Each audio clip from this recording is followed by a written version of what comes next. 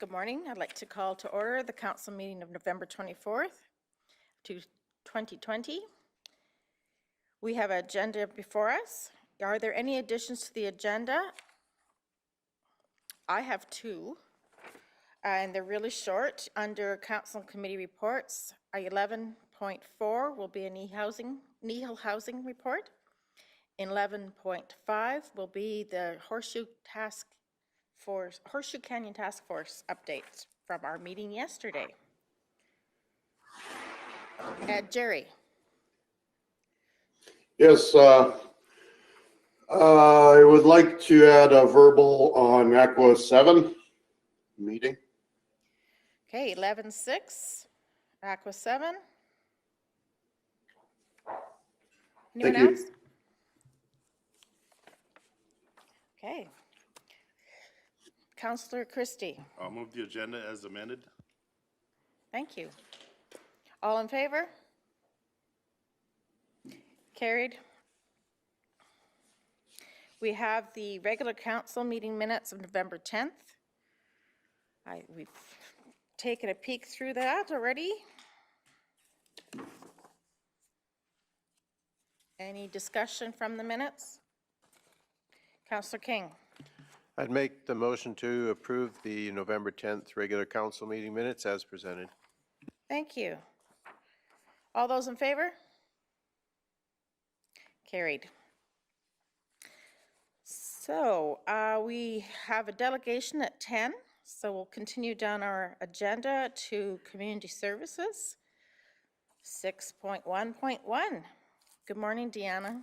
When you're ready, go ahead. Morning, Deputy Reeve and Council. Before you is a road closure for Keivers Lake. So currently, the Keivers Lake campground is comprised of two separate titles and some improvements which are located within the undeveloped road allowance. Sexsmith Surveys has provided a plan of survey consolidating the closed road allowance with the two separate titles which comprise the Keivers Lake campground.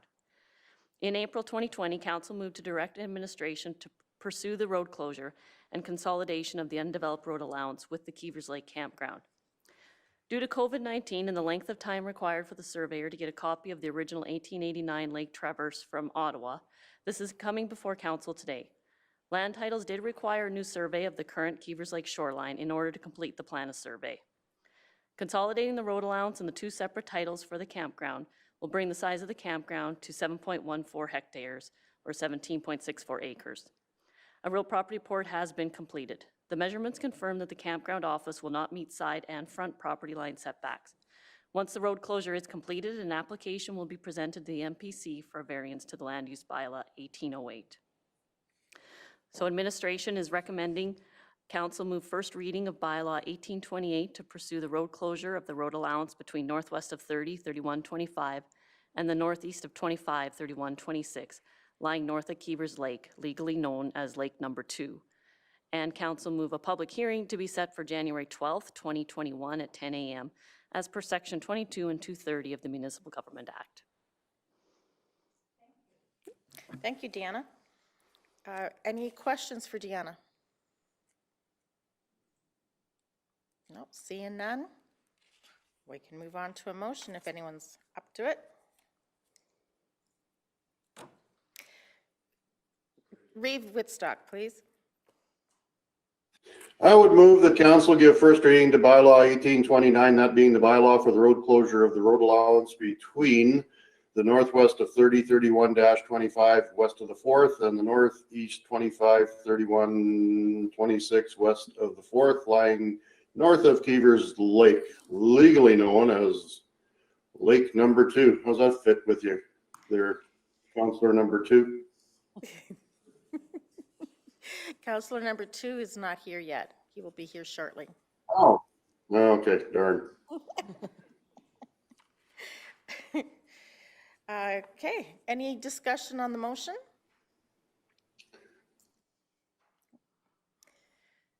All those in favor? Carried unanimously. We have a second one that we're looking for. Oh, thank you, Councillor King. So I'll make the motion that we set a public hearing date for January 12th, 2021 at 10 a.m. for Bylaw 1828 as per Section 22 and 230 of the Municipal Government Act. Any discussion on the motion? All those in favor? Carried unanimous. Thank you. Thank you. So on to utility placement within municipal road allowances. John, go ahead when you're ready. Good morning, Deputy Reeve, members of council. This morning I bring forth a request for decision on policy 14-19 utility placement within municipal road allowances. Excuse me. As part of administration's commitment to bring current policy to council for review and for approval, policy 14-19 utility placement within municipal road allowances being presented. Policy 14-19 is a policy that is in contradiction with the policy within the Transportation Department. Policy 13-37 road crossings outlines the placement of such infrastructure from oil and gas and utilities in the road allowances. Allowances of such utility placement should be administered through the Transportation Department and not the Environmental Services Department. It is my recommended motion that council rescind policy 14-19 utility placement within municipal road allowances. Thank you. It makes good sense. Any discussion?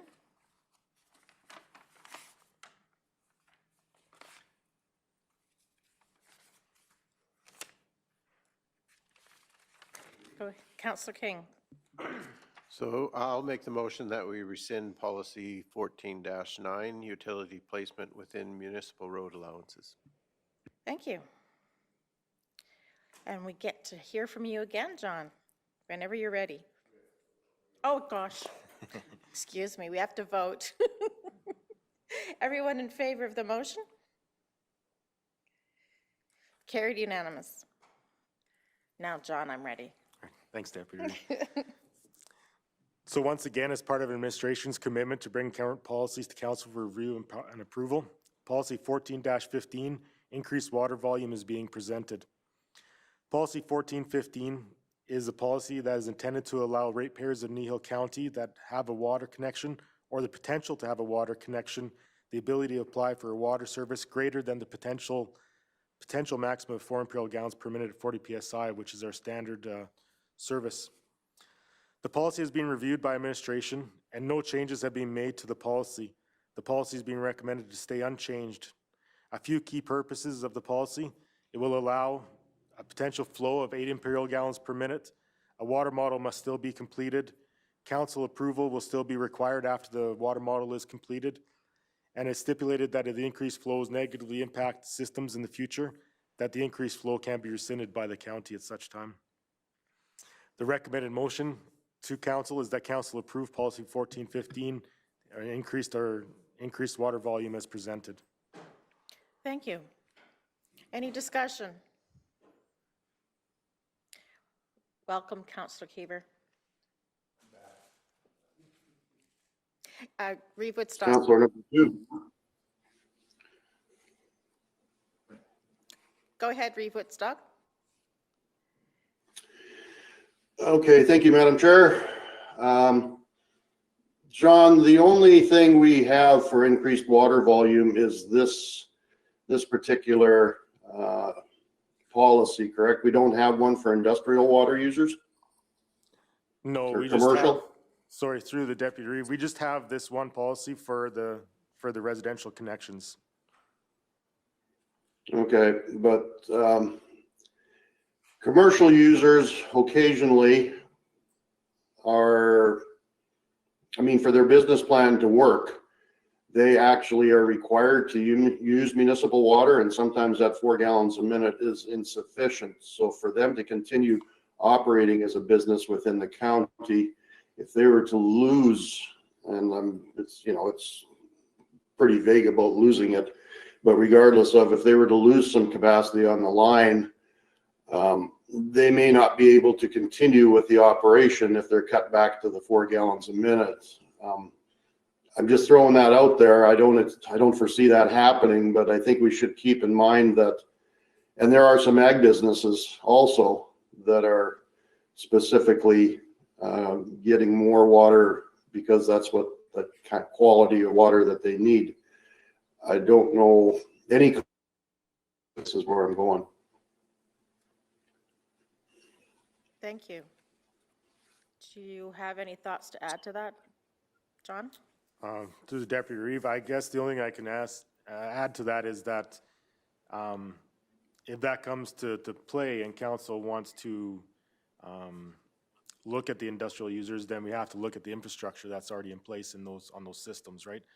That's from pump sizes inside the pump house to the water line sizes, maybe feeding certain areas and stuff like that. So it's probably a bigger picture, right? I mean, if something does come up like that, we'd probably have to look a little bit further than just maybe what it's engineered to do and what it can do if we did some upgrades. I guess it'd have to be a bigger conversation, I think.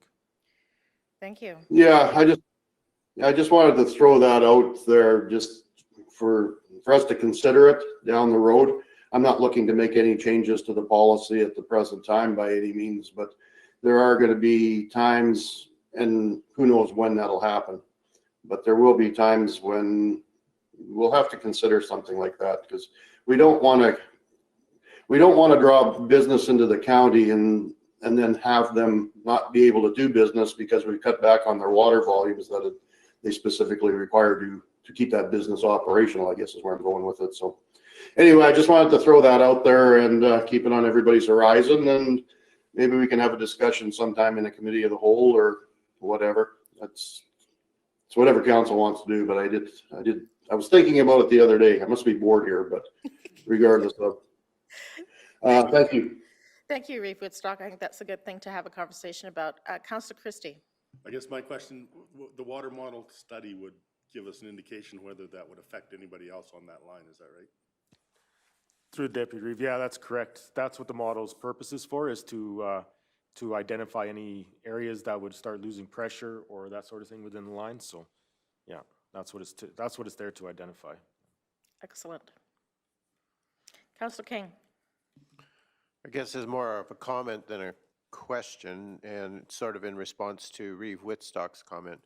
I think one of the things that's sort of, I guess, important from our planning point of view is when a business is looking at locating, we definitely would want to know if they needed water, that we could supply that water. So if we had a problem in an area that they really wanted to land in, it would seem to me it would make sense that we might be directing them to an area where either we or another supplier have better access to water. It would make sense to me that if they're going to be on a small line and we can't even give them the 4 gallons, that we wouldn't be promising more than that. So I think part of it is where are they going to locate and what kind of water facility access do we have in those areas. To me, that's pretty logical, especially for a business that's going to need a lot of water. Thank you. Any other discussion or questions?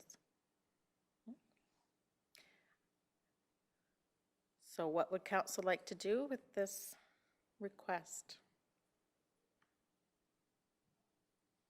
Councillor King. I'll make the motion that we approve policy 14-15, increased water volumes, as presented. Thank you. All those in favor? Carried unanimous. Thank you, John. Thank you. On to 6.4.1, the appointment of the Fire Chief and Deputy Fire Chief of Torrington Fire. Thank you, Deborah. Good to see you. Good morning. Thank you, Council. I bring to you today the appointment of Fire Chief and Deputy Fire Chief of Torrington Fire. The recommended motion is that Council appoints Jason Mickelson as Torrington Fire Chief and Derek Benedict as Torrington Deputy Fire Chief for a 2-year term to December 31st, 2022. And should either of these members leave the department, their position would be deemed vacant immediately and we'd have to reappoint. So some background, the bylaw states that Council needs to, through the bylaw, appoint the fire chief and deputy fire chief for our own district fire department. And it's as may be recommended by the CAO, and so we ask the department who they'd like to put up, and that goes through the CAO. Jason and Derek have both been served in this capacity since the fall of 2018. And the Protective Services Manager and the Rural Fire Chief also support this recommendation.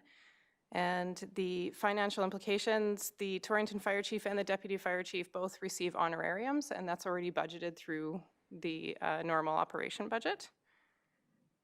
And the council options are that council appoints Jason Mickelson as Torrington Fire Chief and Derek Benedict as Torrington Deputy Fire Chief for a 2-year term to December 31st, 2022.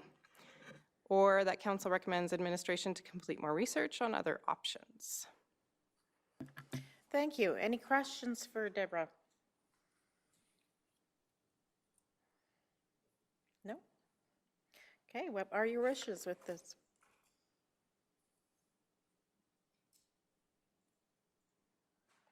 Councillor Christie. I'll make the motion to appoint Jason Mickelson as Torrington Fire Chief and Derek Benedict as Torrington Deputy Fire Chief for a 2-year term to December 31st, 2022. Should either of these members leave the department, their position will be deemed vacant immediately. Thank you.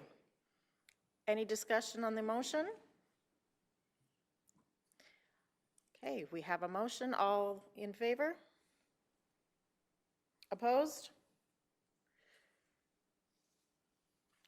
Carried.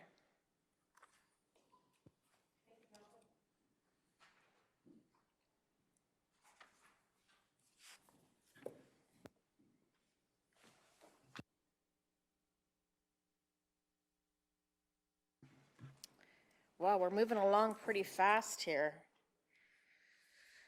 So on to new business, 9.1, the 2020 Christmas closure. And is that presented by you then, our CEO, Mike? It is. So the item that's before you is a standard one that we bring each year, but looking at council giving their authorization for this.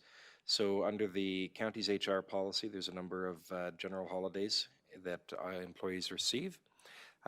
In past years, there has been an additional, I guess, grant by council around the Christmas Eve portion of the day. And so what we're looking for is, if council is amenable to that, is approving that of closing of the county office at noon on December 24th.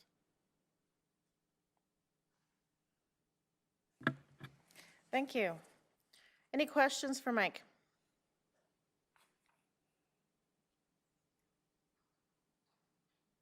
I don't know, Christmas, anywhere I've worked is usually done by noon, 2 o'clock, but Councillor King. Guess I'm going to have to get a job in a different place where I get time off on the 24th. Actually, it's my own fault if I don't, I guess, since I work for myself. So I'll make the motion that we approve closing the county office at noon on Thursday, December 24th, and that we receive for information the 2020 Christmas closure report as it has been presented. Thank you. Any further discussion?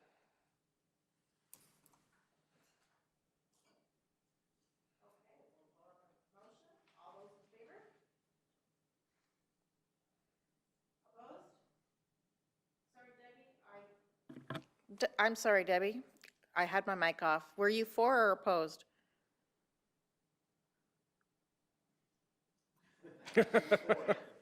Okay, so that's unanimous. Thank you. I'm for it. Thank you. That was my message. Sorry. Thanks, everybody.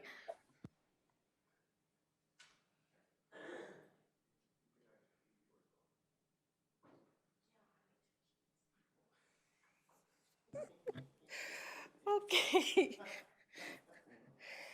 We'll move on then to 9.2, Policy 18-3, the social media policy. And who do we have presenting for that, or do we need a bit of a break? No, that'll be myself. Okay. Okay. So the policy that's before you is an existing policy. It's come back as part of the regular policy review that council has undertaken. So it's regarding the county's social media. We, as administratively, we are suggesting a few changes to the policy. Given the enhanced focus of social media, I don't think council needs refreshing on how important that avenue of communication is to various elements of the county, and increasing more so all the time. So what we're, in the policy, what it outlines is it gives guidance for who the county's officers are, or who they're going to be, the designated people that are going to be in charge of looking after the county's social media, and give some guidelines to staff around what is, what's allowable and what's not, what's expected, those sorts of elements as it ties to the county's social media strategy.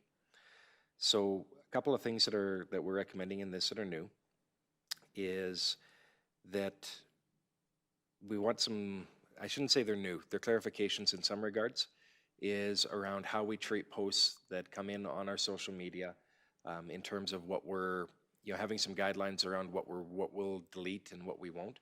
So generally, what we will not delete is if somebody's critical of something the county's doing, we won't delete that. If somebody is posting something that's obscene or that is otherwise in bad taste, then that we would delete. So there's some framework and some guidelines around there. It does establish the communications officer as the main overseer of this, of course, within the domain of being supervised by the chief administrative officer. The other thing the policy does is it does establish a commitment or an expectation of the organization. So in the amended policy, you'll see the point that we're committing to replying to messages received on social media within 2 business days. So it is setting an organizational standard of when something's posted to our social media that the county is providing a response.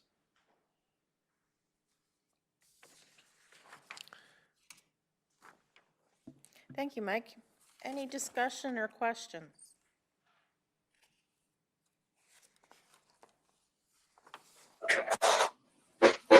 Debbie, Councilor Brenner, please. Morning, everybody. Just a question, Mike. In number 2 under the policy procedure, it talks about a county communication officer and a public information officer. Is that the same position or is that 2 different positions? Technically, it's 2 positions, but where the public information officer comes into play is actually during emergency management. So that's a role within the emergency management framework. It's not a separate staff position within the normal operations of the county. Okay, thank you. Great question. Any other questions? Councilor King. I guess my question relates to the response to posted comments. My assumption is we probably do not respond to everything that's posted, but only to the things that are sort of inquiry in nature. Is that correct? Yes. Yeah, so we wouldn't, the idea is, and I think where you're leading with the question, Councillor King, is if somebody posts something on our Facebook or on a Facebook page that isn't actually asking a question or anything like that, we wouldn't respond to it just for the sake of saying, hey, we saw this. It would be, that's really coming into play when somebody is posing a question to us. Does it also come into play when someone's posing false information? Depending on the nature of that, those ones are a bit tricky because you're not necessarily responding to that post directly, but we do try to deal with those if they're, when they come in on our page. Great. Any other questions? Councillor King? Yeah, I just have another comment, and just to note, I appreciate the fact that we are more than willing to leave the criticisms and the comments where people have either a complaint or something and they're expressing themselves in a legitimate way. We have had experience in the past where it was done in less than a polite fashion, and so I appreciate that we've clarified how we're going to handle those, and that legitimate complaint or criticism should be allowed and posted. Yeah. But it's when it goes beyond the sort of public politeness that maybe we need to be looking at it. So I do appreciate that. So. Anyone else?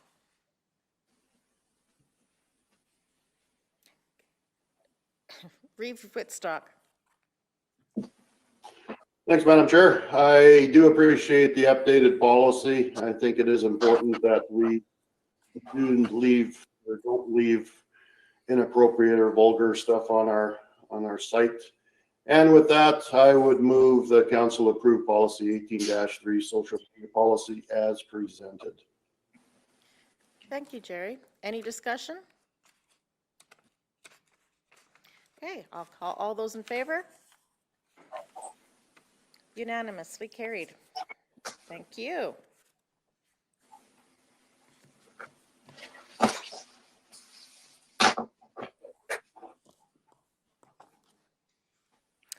Okay,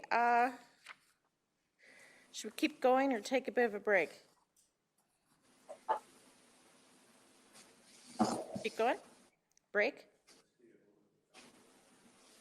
Okay, we'll go forward with the rest of the agenda as we see it for a while yet. Council and committee reports, we do have a handful of those, and we'll start with 11.1 Community Futures, which I believe is Councillor Christie. I guess we just, last week we had our first Economic Development Committee meeting. Had a really, what do we call it, strong roundtable discussion, trying to decide what that committee should do. One of the things that was highlighted is a lot of small business doesn't show up on Google. So in our inquiries to them on what Community Futures can do with economic development, that was one of the things that we were going to point out is we would assist them to get onto Google so that when something's looked at for entrepreneurs, it will show up. With COVID, it's forcing everybody to be online. So we wanted to kind of promote how visible are you online, because that may be the difference of whether they survive or not. So I guess the first meeting was, we're not looking for new economic development, but trying to protect what we have. That's good to hear. Anything else you wanted to say, or you're good with your report? I think that's where we're going. One of the things that was announced between last meeting and the next meeting is that the RRF funds was something over 900,000. We haven't issued any loans in our annual loan portfolio because of that, but the federal government has said no, the RRF qualify for that $1 million that we have to lend out. So we're still right on track. The good news part of the loans is they've only have 2 in default. So considering the season that we've been through, I think it's very strong. Excellent. Anyone have any questions for Councillor Christie? Okay, we'll move on to our second one, Drumheller Solid Waste. Councillor Penner. Of course, it was back in October 15th, and it's pretty self-explanatory unless anybody's got some questions. We have budget coming up here in December. So we have a couple of meetings in December here, go through budget and then the annual meeting. So things are going along smoothly, actually. I think this time of year, you like to be around the, I think, 68, 67%. And with our budget, and we're there. So there's no big surprises right now. Touch wood, nothing happens between now and the end of the year. So, but of course, with the way the world is, some of the commodities we're paying to have them removed. Other ones we are still getting paid for them. So yeah, recycling is a tough business to be in, but we're continuing there, and it is a main priority for Drum Solid Waste. Thank you. Any questions? Off the hook, Debbie. No, some. 11.3, October 20th, 2020, Kneehill County Committee of the Whole meeting minutes. We received those. Do we have any discussion or thoughts on them?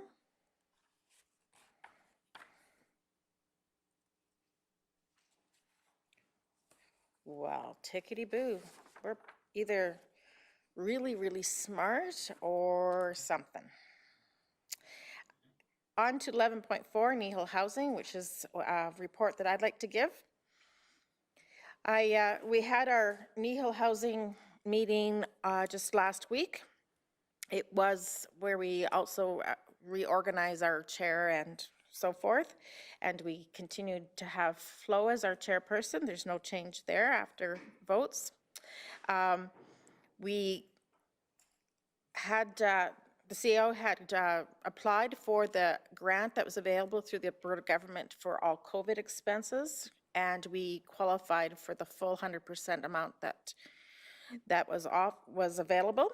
So that was very good news because it has actually kind of made our budget balance right off. So we're right on track. So in case anyone needed to know, there was a part-time staff person that tested positive a couple weeks ago for the COVID. And once our CEO got notice of that, the health was contacted by our CEO. Apparently they don't come to us, we go to them. And as soon as they got the phone call, within 30 minutes, they were in the building testing all the clients, or I guess I should say residents, and all the staff also received testing, and the results came in yesterday, and everyone was negative. So that was a best case scenario, I think, for having that. And that's about all I have for Kneehill Housing. So I, as the chair, will move on to the Horseshoe Canyon Task Force, which is also my report. We just met yesterday. It's our second meeting.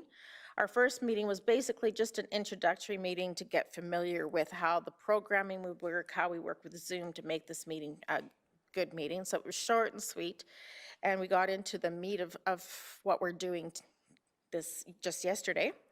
I think it was a fantastic meeting in that we have very good people on our task force that are willing to pose interesting and meaningful questions. And we mostly just had a lot of information sharing on the history, where we're at, what are our concerns. And so the brainstorming and the fun is coming up. Other than that, I'll ask Reeve Woodstock, who was also at the meeting, if he had anything you wanted to add. No, you've covered it off quite well, Madam Chair. It was a productive meeting. As harsh as I was with Zoom in the initial meeting, I think people are opening up. There is some fairly good discussion, and I think everybody's looking forward to getting to where we're going to start coming up maybe with some direction or some ideas. And I think we'll see how it goes, but I think there'll be good stuff coming out of this. Thank you. I agree. Anyone have any questions or thoughts you want to make sure we bring forward to that meeting next meeting in a couple weeks? Okay, great. On to 11.6, Aqua 7. Go ahead. Okay, thank you, Madam Chair. We had an Aqua 7 meeting on the 18th of November. It was our organizational and our regular draft budget meeting. Organizationally, the officers have remained the same. I'm the chair, and Darwin Moon is the deputy chair. That part of the meeting went really quick. Well, actually, the whole meeting went pretty quick. We have had an increase from Drumheller water rates, but they're minuscule. I think point of a penny or something or other, but we are looking at increasing the water rates through the commission. I think 2 cents, if I'm not mistaken. Mr. Manager, meeting went well. We went through the draft budget. There will be some changes. We have another meeting coming up here in December to make our quorum of 4 meetings for the year, at which time we'll probably have a deeper look at the budget. Whether we accept it or not at that point in time, I don't know, but I think we're getting pretty close. Everybody seems to be quite happy with the way things are going. And as far as the operational side, we really haven't had anything major. The operation side is handling the water line quite well, and there doesn't seem to be any problems. And I'll leave it up to you, Mike, to fill in any holes that I left open. Through you, Madam Chair, the only thing that I would confirm, Reeve Woodstock, is that the recommended rate increase from Aqua 7 is 2 cents a cube. So you were correct. Yeah, I heard it, but we haven't approved it yet, so, or maybe we did, I don't know. Thanks, Mike. And I guess with that, I would move the council and committee reports to be received as presented for information. Great, we have a motion. I believe Councillor Christie has a comment. I guess my Oh. question on Aqua 7 was, compared to the license, how much water are we using? What percentage of usage is there? Do you know off the top of your head? I think the capacity in the pipe is probably between, we're using less water, constantly using less water, so we're probably sitting at 25% of the capacity of the line. The budgets were readjusted because the only one that's actually increasing volume would be carbon, and probably more a problem with the leak there than the actual consumption. But that's yet to be determined, I think. Any other comments or questions? Okay, we have a motion to receive as information. All those in favor? Carried unanimous. Let's go on to our council follow-up action list. It's quite a good list. Does anyone have any questions regarding?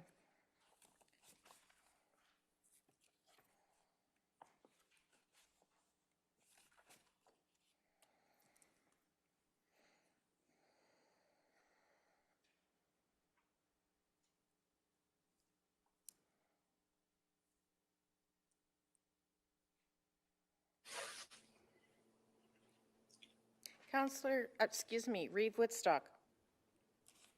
Yeah, it's not on the action list, but I just wanted, and I don't know if I'm being inappropriate here or not, but Mike, you can tell me.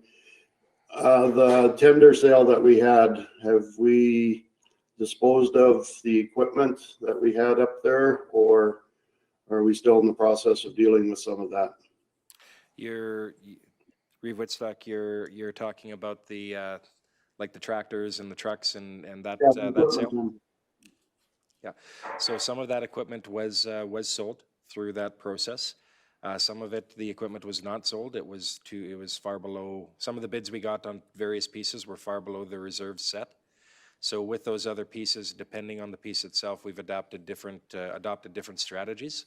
Some of it we'll send to a formal auction. Some of it we'll wait till the spring and advertise again. Okay, thanks, Mike.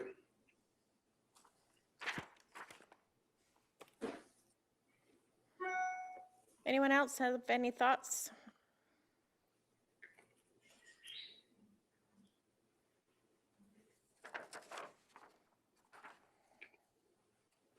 Councillor King.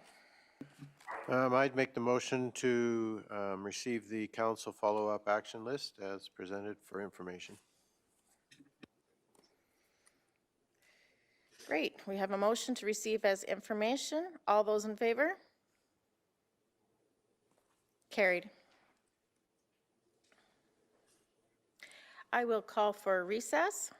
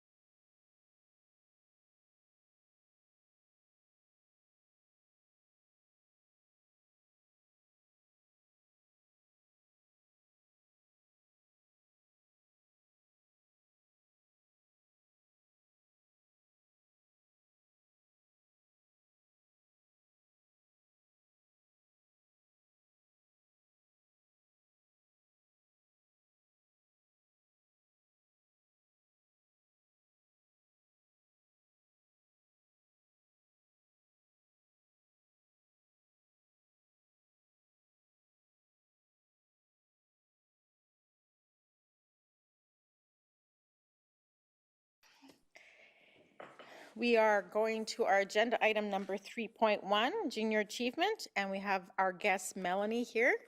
Welcome, and thanks for coming this way. We look forward to hearing from Junior Achievement. It's a great program. So when you're ready, go as you wish. Thank you. Yes, I'm really just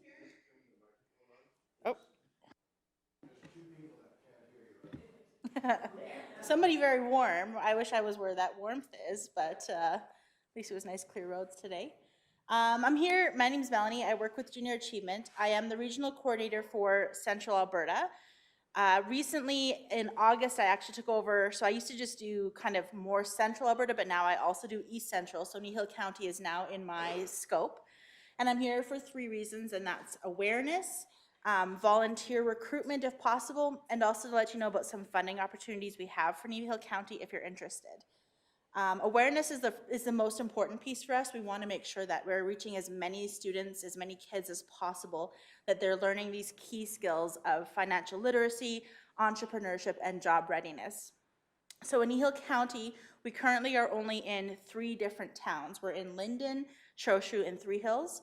But within those 3 towns, we're performing 16 programs this year, reaching about 400 students. So that's a really great start. But knowing that there are lots of little communities in Kneehill County that don't currently have us coming into their programs, we're really wanting to get that awareness piece out. So we do have programs from grades 4 to grade 12. It's all free, so the teachers can have the programs in their schools for free. We provide the materials. We're currently doing either virtual volunteers or teacher-led programs. So we'll either equip the teachers to present the programs to their students, or we will patch in the same way we've got people patching into the meetings.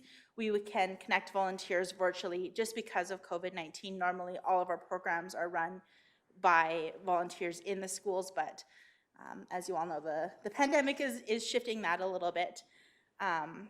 One of the really cool things that has come because of the pandemic, though, is our high school program. So that's grades 9 through 12, which is our company program, which is the foundation of who Junior Achievement is. It's how we started, is now being done virtually. So it's a 16-week program where we're connecting high school students from all over Southern Alberta and Central Alberta to business mentors, so they can actually learn to build their own company within that 16 weeks. They will go through, how do you incorporate a business? They will appoint the chairman, they will appoint the marketing person, they will actually create an item to then sell at the end of the 16 weeks, and they will compete against other teams. There's going to be 18 teams in total within Central and Southern Alberta. So we're able to recruit students from small communities. We can get 2 students from Linden who could be on a team with students from Calgary, Rocky Mountain House, Red Deer, and that's never been an opportunity we've had before, but because we're, shifting and pivoting, that's a cool opportunity we have. It also means we're looking for volunteers who are knowledgeable about business, who are entrepreneurs, who do understand how business works, to help lead company program virtually 1 night a week over 16 weeks. So that's another one of the big things that we're looking for, is awareness about what company program is, and also recruitment for the volunteers who might be interested. So if you know of anybody in schools, if you know teachers, if you know students, if you know business people in your communities in the county who are interested, who want to be involved, then we are actively recruiting, looking for that to start in February. We're also looking for volunteer recruitment that will do virtual volunteer programs in some of these communities. So we're looking for virtual volunteers who will deliver grades 4 and grade 7 programs in Horseshoe. Linden, they've already been covered. We've got some programs here in Three Hills we're also looking for virtual volunteers for those as well. And just to, to give that business aspect, so that the kids are learning from someone other than their teacher, someone who has been through kind of the ringer, who knows more about that information. And then the last thing is funding. So obviously we are a nonprofit. We are looking for sponsorship wherever we can. If Kneehill County, for instance, was willing to support Junior Achievement financially, we would be able to say in all of our programs in Kneehill County, these programs are sponsored by Kneehill County. You could put in a little blurb that we could send to all the teachers. We could put on all the PowerPoints, just to let them know that Kneehill County supports what Junior Achievement is doing. I did bring with me my business cards, and I also brought a couple of the different student workbooks that we hand out to the different students. These are from our grade 7 program and our grade 5 program. We have, yeah, like I said, our programs start at grade 4, and they kind of get progressively more difficult, obviously, as the grades increase. These two programs are some of my favorites. They talk about investment, they talk about credit card, they talk about debt, they talk about how to save money, how to budget, how to build your own business, which is all important things that kids need to learn. They need to learn how to manage their money. So it's a very cool program that we offer that we would love to see in more towns in Kneehill County, and the more that you hear about it, the more you can spread the word. And that's all I have. Are you open to having a few questions? Absolutely. Great, I have one for you. Okay. What is the structure behind junior achievement? So where does your funding come from, and is it a board or? Yeah, so we do have a board of directors in Calgary who kind of oversees the entire agency, but junior achievement, we do 100% fundraising. We did get some money from the provincial government this year to expand our programs to Indigenous kids more. So we did get some money from the provincial government for that. But I do fundraising. We get a lot of support from small communities that support the programs in their communities. I fundraise specifically for Central and Southern Alberta, or Central and East Central Alberta, just to try to help cover the costs, but we're not funded by anybody other than we apply for grants, we apply for, the Special Areas Board gives us some money, small businesses give us money, that kind of stuff. Thank you. Anyone else have any questions? Reeve Woodstock. Yes, thanks, Madam Chair. Thanks for the information, Melanie. You stated that there are 16 programs that are being conducted within Kneehill County this year. Yes. Was that correct? Yes. How much does it cost to do those 16 programs, ballpark? So the actual materials, just the materials themselves per program cost about $75. And then when you count in volunteer training, we figure it costs about $200 to $250 per program to lead in these small communities. That's per program or? Per program. Per program, okay. Okay, well, thank you very much for that information. You're welcome. Councillor Penner. Hi, Melanie. My kids have done this because it's been around for some time, and I did find it a benefit to them, especially when it comes to budgeting and finances and that kind of stuff.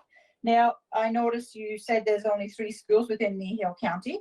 Our school usually just does it in the spring. Like this is Carbon, so I'm talking about Carbon, and my kids haven't been in the school for a few years now, but even though they're not signed up right now, they can still do it in the spring, right? Because usually the program was run in the spring in our little community.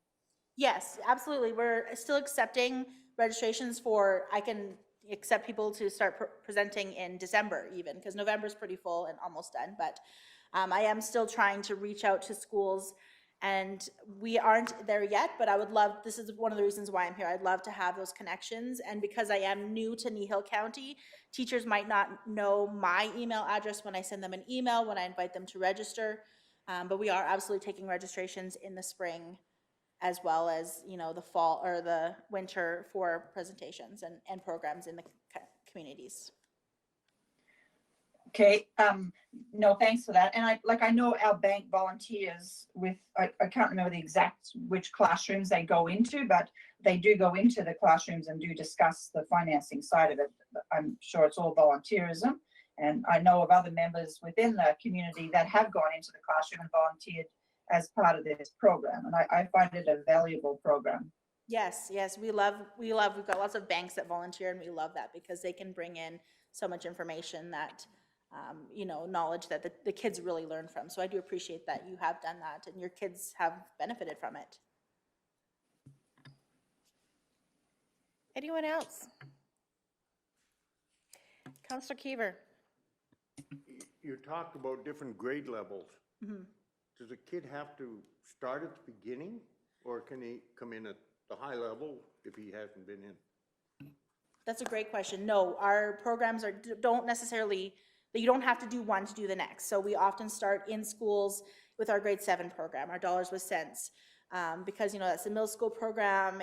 It's a really great, quick introduction, but we will have kids who will start in grade 4, and then their teachers in grade 5 will bring it in, their teachers in grade 6 will bring it in, but that's not necessary. It's beneficial at any age, at any stage, and all of the information is taught from a basis of it's new information, it's not building on what's been learned in the past.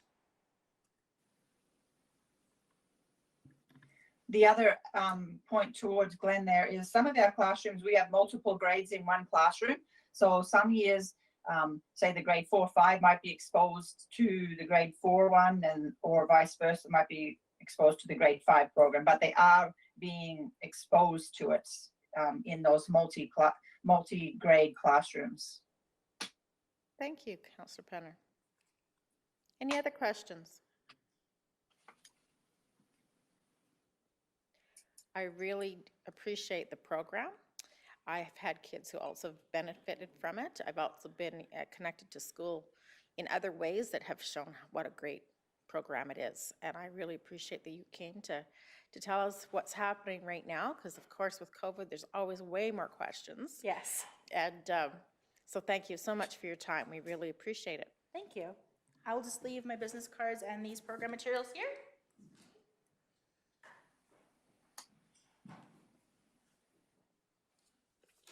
Thank you very much for your time. Our pleasure. Thank you for coming and presenting. Well, I think we ran through the entire agenda unless I need to be corrected.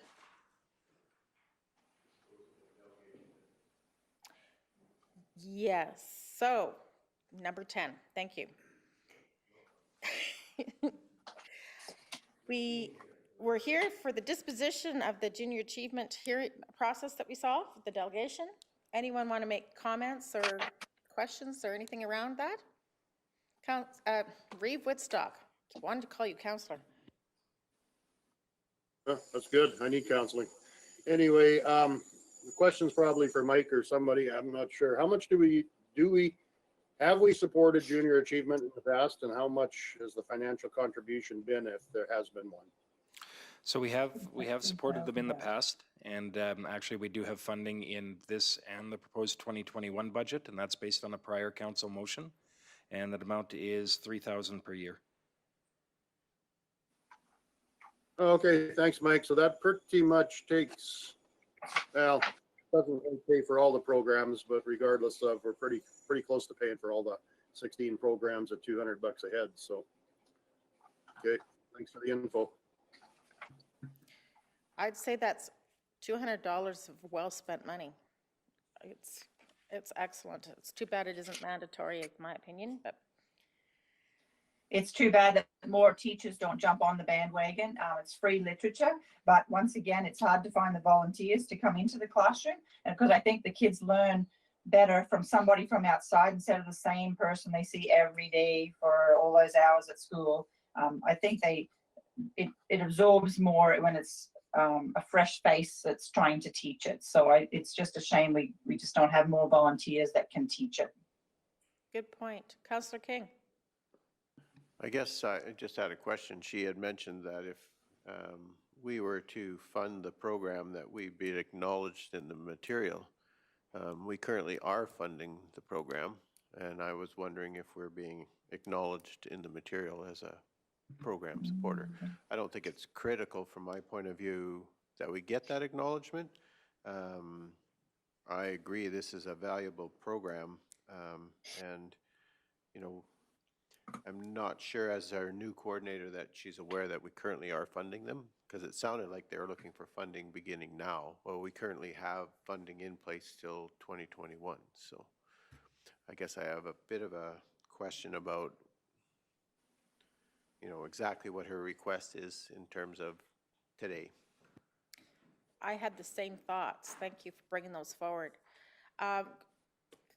Could we ask administration maybe to send an email just to acknowledge that, thanks for coming, we just want to be sure you were aware, something like that? Yes. Is that something we would like to do? Yeah, administration can follow up on that because off the top of my head, I don't know if we're being acknowledged currently in their material or not. We'd have to look into that, but we can follow up on those things after the meeting. Well, I guess, for clarification purposes, from my point of view, the acknowledgement isn't critical. I don't think that's the main thing, but I'm not sure that there's an understanding from the representative that we currently are funding that program. And so I guess I would be looking for some clarification in terms of what exactly, she said she had three purposes. One of the three was obtaining funding, and we currently are funding. So I guess, is she looking for a guarantee that our funding would extend further into the future? If so, I think we could come back to it, but we have funding in place for another year anyway. Yep.